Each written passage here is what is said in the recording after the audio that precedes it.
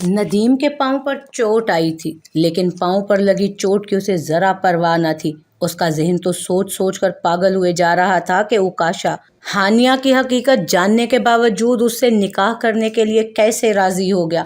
Accident ہونے کے سبب کافی لوگ ہجوم بنا کر کھڑے ہو گئے تھے۔ کچھ نے تیزی سے آ کر ندیم کو اور کچھ نے اس کی بائک کو اٹھایا تو کچھ نے مقابل بائک والے کو۔ اندھا ہے کیا سالے؟ سامنے کھڑا بائک سوار اس سے غصے سے پوچھ رہا تھا۔ سالے اندھا تو ہے۔ ندیم غصے سے پاگل ہو کر اس بائک سوار پر اپنی بھڑاس نکالنے کے لیے چڑھ دوڑا۔ مقابل کو اس نے ہلکا گمان کر کے کتنی بڑی غلطی کی تھی، اس کا احساس اسے تب ہوا جب اس نے روڈ پر لٹا کر ندیم کے پیٹ میں 2-3 زوردار مکے جڑ دیے۔ بڑی مشکل سے لوگوں نے ندیم کو اس لڑکے سے بچایا تھا۔ ندیم روڈ پر چت پڑا تھا، ساتھ ساتھ اس کے منہ سے خون نکل رہا تھا۔ ایک راہگیر نے اسے سہارا دے کر اٹھایا۔ ٹھیک ہو؟ اس راہگیر کے سوال پر ندیم اس بات میں سر ہلانے لگا۔ غلطی تمہاری تھی اور مجھے پتا ہے تم یہ بات جانتے بھی ہو، پھر بھی اس سے بلا وجہ لڑ رہے تھے۔ اس لڑکے نے ندیم کے کندھے پر اپنا بھاری ہاتھ رکھتے ہوئے کہا۔ غلطی مان لیتا تو اور چوڑا ہو کر آتا وہ، اس لیے نہیں مانی۔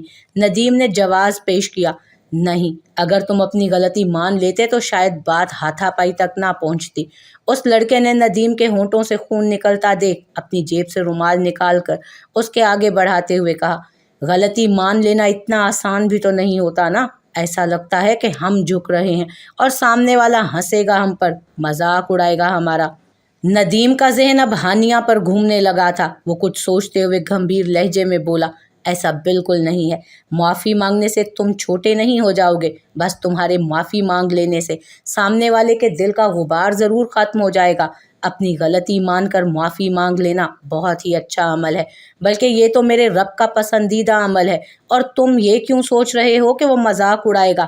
اللہ سے ڈرنے والے لوگ اس کی مخلوق کی دل آزاری نہیں کرتے، اور مذاق اڑانا دل آزاری والا عمل ہے۔ یاد رکھو دوست، خدا نے حقوق العباد کا معاملہ بڑا سخت رکھا ہے۔ ایک وقت وہ اپنے حقوق معاف کر دیتا ہے، مگر بندوں کے حقوق وہ تبھی معاف کرے گا جب اس کا بندہ معاف کرے گا جس کی حق تلفی ہوئی ہے۔ اس انجان لڑکے کی باتیں ندیم کے دل کے کانوں سے اسے سنائی دے رہی تھی۔ وہ کسی صورت ہانیہ کو اپنے ہی خاندان کی بہو بننا ہضم نہیں کر پا رہا تھا، اور وہ بھی اپنے کزن کی بیوی بن کر عزت سے گھر میں آنا اسے کسی صورت قبول نہیں تھا۔ ساتھ ساتھ اسے یہ خوف بھی لاحق تھا کہ کہیں اس کا اسے ڈوز دے کر بے ہوش کر کے ہانیہ کی عزت پامال کرنے کا راز ہی نہ کھل جائے۔ اس اوکاشا کی کیا غیرت مر گئی یا پاگل ہو گیا ہے؟ اسے پوری دنیا میں ہانیہ ہی ملی تھی۔ لگتا ہے حضرت کی سوئی ہوئی غیرت خود جا کر جگانی پڑے گی۔ میں اس معمولی سی درزی کی بیٹی کو کبھی اپنی بھابھی کی صورت میں نہیں قبول کروں گا۔ میں ایسا ہرگز نہیں ہونے دوں گا۔ وہ دانت پیستے اٹھ کھڑا ہوا، کار کی چابی دراز سے نکالتے تیزی سے باہر کی جانب چل پڑا۔ ہلو برو، کیا اندر آنے کی اجازت ہے؟ ندیم مسکراتے ہوئے دروازہ نوک کر کے ابرو اچکا کر استفسار کرنے لگا۔ تم؟ اوکاشا اسے دیکھ کر الجھا۔ ہاں میں، کیوں میں نہیں آ سکتا کیا؟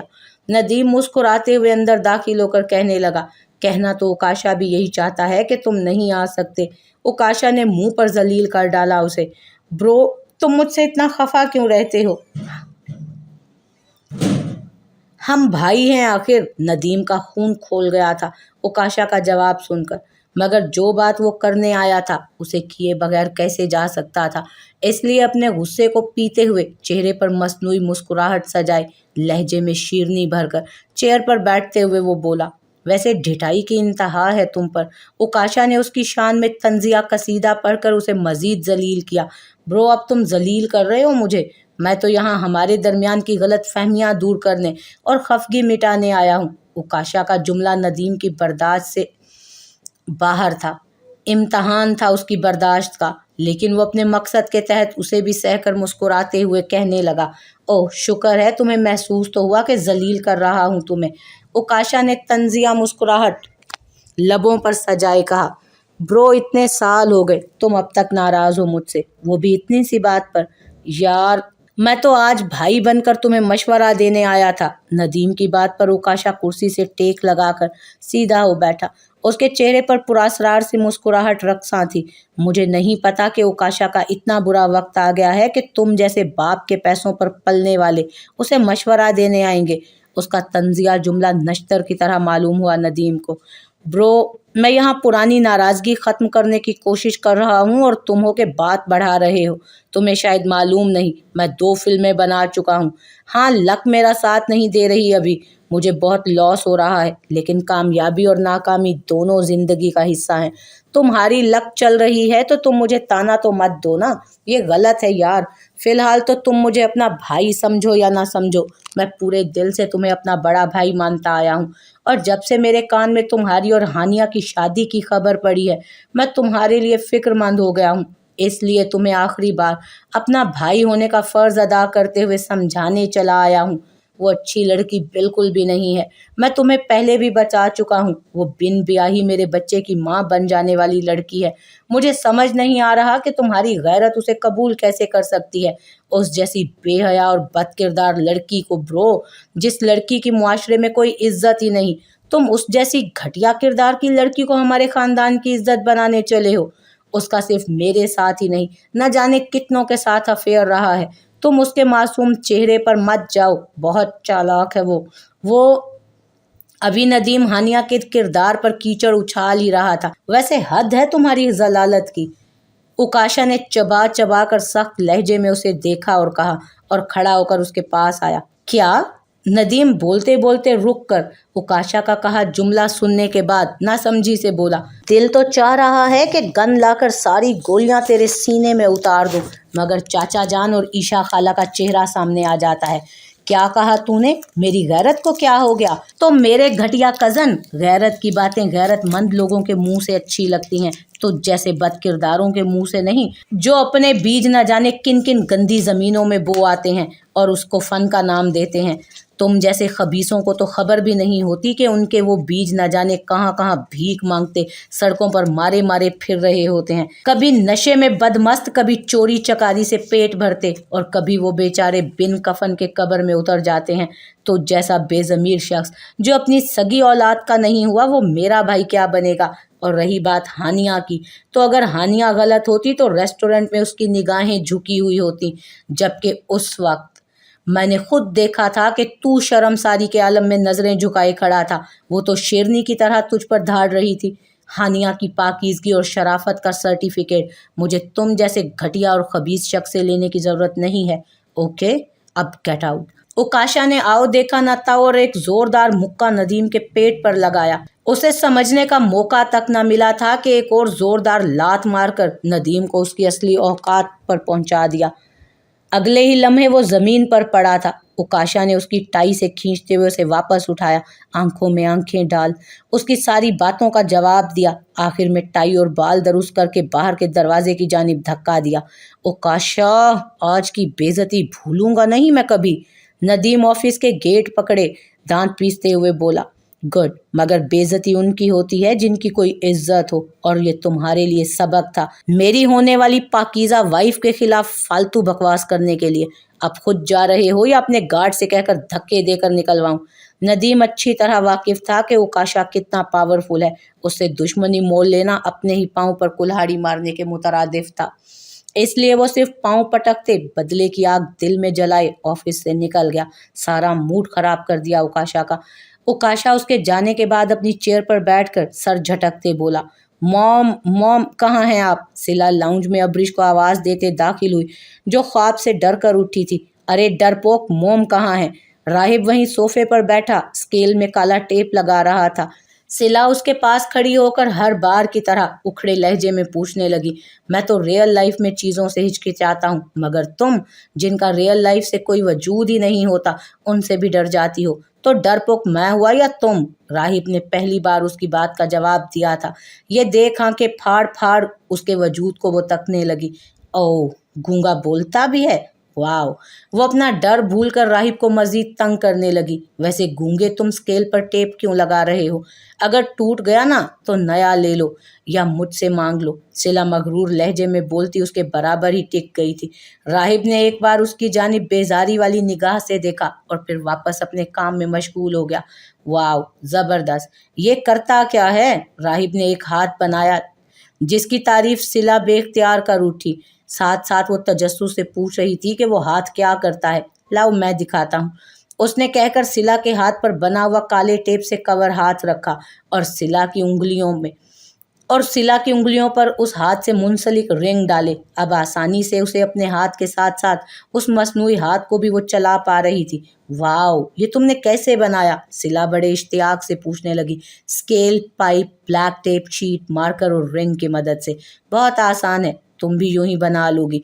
राहिब के कहने पर वो इस बात में सर हिलाने लगी। 7 साल के बच्चे का इतना खूबसूरत और मामूली चीजों से बगैर किसी की मदद के हाथ बनाना उसकी जहानत का मुंह बोलता सबूत था। ये मैं रख सकती हूँ? सिला ने लचकदार अंदाज में पूछा। हाँ, रख लो।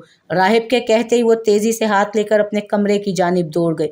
दूसरे दिन वो नाश्ता करने अपनी सीट पर आकर बैठा। सिला, मुझे नहीं पता कि तुम इतनी ज़हीन हो। अब्रिश की तारीफी अल्फाज। वो हैरत से सिला की जानिब देखने लगा, जिसने उसका बनाया हुआ हाथ अपना कारनामा बताकर अब्रिश, फातिमा बेगम और मलिक साहब के सामने पेश किया। देखो राहिब, ये सिला ने खुद बनाया, वो भी पाइप, स्केल, धागे और क्या क्या इस्तेमाल किया तुमने सिला? अब्रिश सिला से मुखातिब होकर पूछने लगी। सिला बड़े फख्र से राहिब से मालूम किए हुए सामान का बताने लगी। राहिब के नन्हे से दिल को सख्त रंज पहुंचा था सिला की उस हरकत पर, मगर अपनी माँ के चेहरे की खुशी देखकर खामोश हो गया वो। देखा अम्मी आपने, मेरे तो दोनों ही बच्चे एक से बढ़कर एक हैं। अब्रिश फखरिया गोया हुई थी। सेल कब से रिंग हो रहा था। वो नहाने गई हुई थी। रिदा बेगम किचन से चली आई थी रिंग की आवाज़ सुनकर। हेलो, फ़ोन क्यों नहीं उठा रही थी तुम मेरा? तुमने ओकाशा को आखिरकार फंसा ही लिया, पर कोई नहीं, अभी वो हकीकत से वाकिफ नहीं है तुम्हारी। उस बेचारे को क्या पता कि तुम मेरे बच्चे की बिन ब्याही माँ हो, और न जाने तुमने कहाँ कहाँ मुंह काला कर रखा है। अगर तुम चाहती हो कि मैं ओकाशा को ना बताऊं तो चुपचाप इनकार कर दो इस शादी से, इसी में तुम्हारी बेहतरी है। वरना मैं उसे सब सच सच बताने पर मजबूर हो जाऊंगा। हकीकत जानने के बाद तुम्हारे जैसी बेहया और बेगैरत लड़की पर वो थूकना भी पसंद नहीं करेगा। नदीम जब ओकाशा को शादी करने से रोक ना सका तो अब वो हानिया को कॉल पर धमकाने लगा। रिदा बेगम उसकी धमकियां सुनने के बाद आग बगूला हो गई थी। किसको ये धमकियां दे रहे हो? मेरी बेटी को? जाओ बता दो, बल्कि अभी चले जाओ। तुम जैसा जलील मैंने अपनी जिंदगी में नहीं देखा। काश मेरे हाथ मेरी बेटी की इज्जत ने ना बांधे होते तो मैं तुझ जैसे गलीज मर्द का कत्ल कर देती। तुम जैसे घटिया लोगों को मेरी नज़र में जीने का हक ही नहीं है कोई। अब फोन रख और आइंदा मेरी बेटी को कॉल करके तंग करने की हिम्मत भी मत करना, समझे? बड़ा आया मेरी बेटी को धमकाने वाला। रिदा बेगम ने तो नदीम के पसीने छुड़ा दिए। अम्मी, किसका फ़ोन था? वो टॉवल बालों पर लपेट कर वॉशरूम से निकलते हुए इस्तफसार करने लगी। प्रोडक्ट्स बेचने वालों का था। मैंने मना किया कि हमें नहीं चाहिए। रिदा बेगम लापरवाही से कहकर सेल शोकेस पर रखकर वहां से चली गईं। अरसा हुआ तैयबा की गलियों से वो गुजरे थे। इस वक्त भी गलियों में खुशबू है पसीने की। मैं वारी उस लड़की की खुशकिस्मती पर जो मदीने की गलियों में घूम रही थी। वहां की पाकीज़ा हवा उसके आबाए से मस्त होती हुई जा रही थी। वो कभी खूबसूरत इमारतों को देखती तो कभी वहां के साफ सुथरे रोड्स को। वहां की हर चीज से नूर फूटता महसूस हो रहा था। रिदा बेगम की तो जुबान नहीं थक रही थी ओकाशा को दुआएं देते देते। वो होटल पहुंची। ओकाशा रोज़ा रसूल के वसी और अरीज सहन में सफ़ेद कमीज शलवार में मलबूस था। सर पर सफ़ेद मोती वाली खूबसूरत सी चमकती हुई टोपी सजाए वो यमन के शहजादे से कम मालूम नहीं हो रहा था। दूसरी तरफ हानिया होटल के रूम में सफ़ेद रंग के सादे से कमीज शलवार और लाल रंग के दुपट्टे में उसकी दुल्हन बने तैयार बैठी थी। उन दोनों का निकाह मुनक्किद होते ही हानिया को ओकाशा की कॉल आई। मैं गाड़ी भेज रहा हूँ, तुम भी आ जाओ। शुक्राने का सजदा एक साथ अदा करेंगे रोज़ा रसूल पर। मैं जानता हूँ हमारे बीच पर्दा हाइल होगा, न तुम मुझे देख पाओगी न मैं तुम्हें, लेकिन हम जब एक साथ शुक्राने का सजदा अदा करेंगे तो हमारा रब हमें देखेगा और वो लम्हा दुनिया का सबसे हसीन लम्हा होगा मेरे लिए। मैंने बहुत अरमान सजाए हैं इस खूबसूरत दिन के, प्लीज़ जल्दी से आ जाओ। उसके अल्फाज मोहब्बत से लबरेज और सहर अंगेज थे।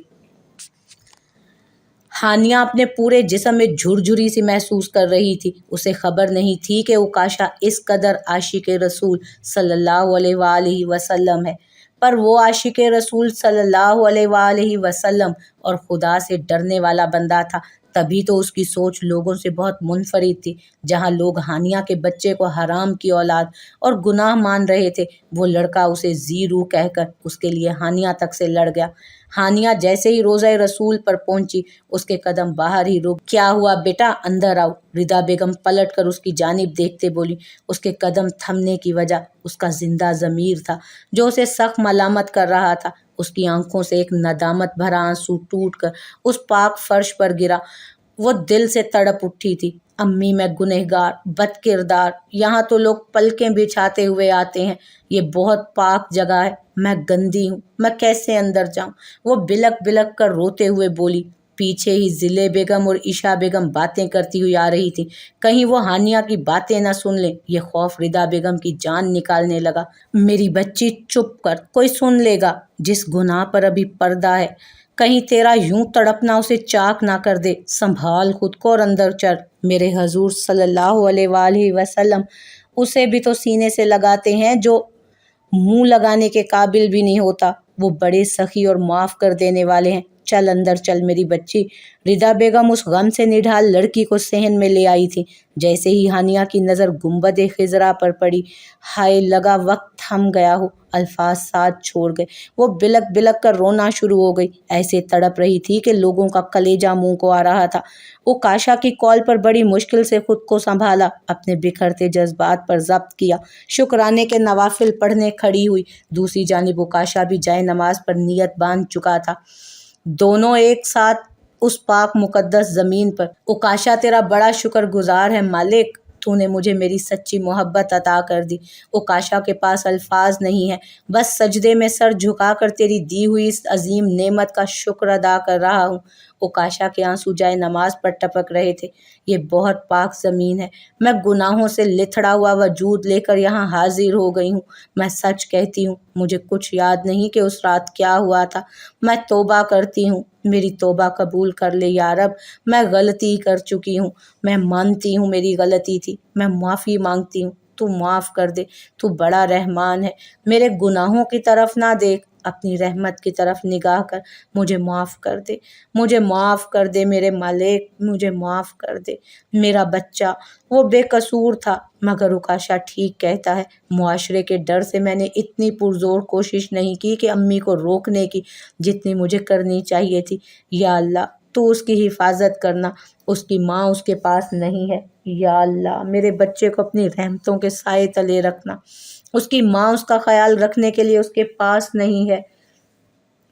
या अल्लाह, मेरी तौबा कबूल कर ले और मुझे मेरे बच्चे से मिला दे। या अल्लाह, मुझे तब तक मौत न देना जब तक मैं अपने बेटे से हाथ जोड़कर माफ़ी ना मांग लूँ। या अल्लाह, रोज़े महशर जब नामा अमाल खुल रहे होंगे तो उस वक्त की रुसवाई से मुझे बचा लेना। जिस तरह दुनिया में तू मेरे गुनाहों का पर्दा रख रहा है, आखिरत में भी रख लेना मेरे मालिक। बेशक तू बड़ा रहमान है। मुझे दुनिया और आखिरत दोनों की रुसवाई से बचा ले। वो तड़पती बिलकती बेतरतीब जुमले अदा करती दुआ में मशगूल थी।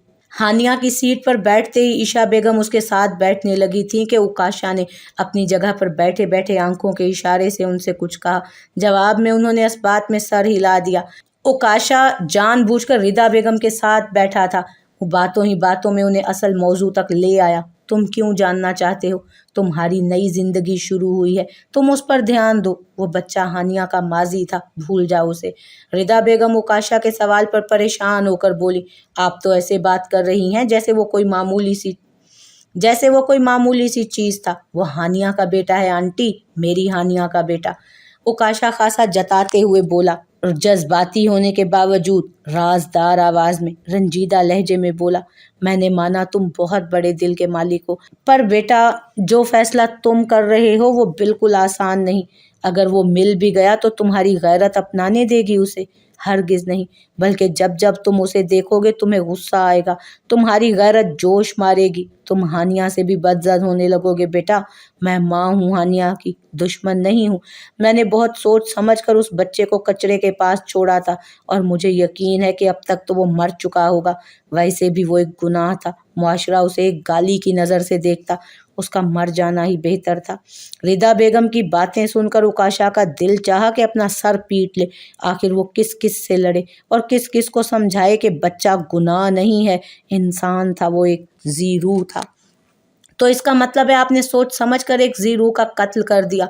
मेरी नज़र में हराम हलाल से कहीं ऊपर उसका इंसान होना था, अशरफुल मखलूक़ात में से होना था। जानबूझकर उसे मरने के लिए छोड़ दिया तो ये तो एक कत्ल है। सॉरी आंटी, मैं बहुत सख्त अल्फाज इस्तेमाल कर गया, मगर हकीकत यही है। उकाशा गंभीर लहजे में कहकर वहाँ से उठकर पीछे वाली सीट पर जा बैठा। उसका चेहरा गम और गुस्से से सुर्ख पड़ गया था, जबकि उसके कहे जुमले रिदा बेगम के ज़मीर को बुरी तरह झिंझोड़ रहे थे। सब थके होने की वजह से सो चुके थे, सिवाय उकाशा के। ईशा खाला मुआहिदे के मुताबिक सबके सोने के बाद खामोशी से हानिया के पास से हटकर उकाशा की जगह आकर सो गईं। हानिया बैठे बैठे सो रही थी। उकाशा अपनी दुल्हन के हसीन चेहरे को मोहब्बत से तक रहा था। ये तो उकाशा के साथ जुल्म है। दादा ससुर, चाचा ससुर और ससुर अब्बू के सोने का इंतज़ार करते करते उकाशा की दुल्हन ही सो गई। सारे अरमानों पर पानी फेर दिया। सोचा था अब तो मेरी दुल्हन है, अब जितनी चाहे बातें कर सकता हूँ। पर उफ उकाशा, और उकाशा की किस्मत भई।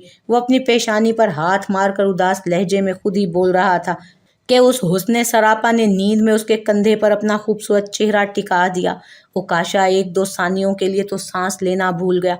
हानिया का कुर्ब उसके दिल को सुकून बख्श रहा था। सारे शिकवे शिकायत भूलकर अब वो सिर्फ हानिया का खूबसूरत सरापा दीवानों की तरह तकने लगा। उसकी गर्म सांसें उकाशा की गर्दन और चेहरे को झुलसा रही थी। लगता है ये जालिम हसीना उकाशा की जान लेकर ही छोड़ेगी। उफ, इतनी गर्मी क्यों हो रही है? अचानक उकाशा को शदीद गर्मी का एहसास होने लगा। साथ साथ उसके कुर्ब के सबब उकाशा का सांस लेना मुश्किल हो गया। वो हाथ का पंखा बनाकर खुद को हवा देने लगा। थकन से चूर तो वो भी था। नींद की आगोश में जाने से पहले उसका आखिरी ख्याल यही था कि हानिया को जल्द अज जल्द उसके बेटे से मिलवा देगा वो।